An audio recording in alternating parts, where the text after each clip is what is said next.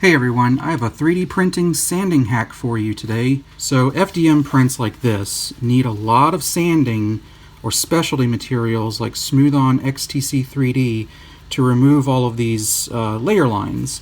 Even resin prints like this one often need some kind of post-processing.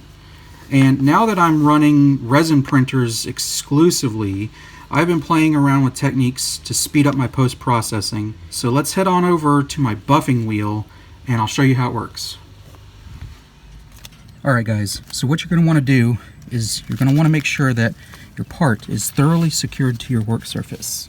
Now all we got to do is let her rip.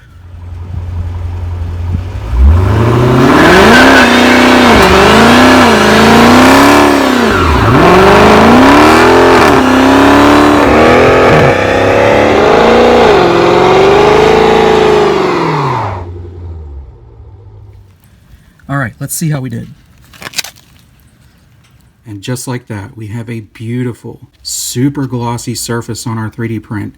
Just a few minutes at a buffing wheel with a little heat, and your 3D prints will be ready for paint in no time. Anyways, I hope this sanding hack helps you out. See you guys later.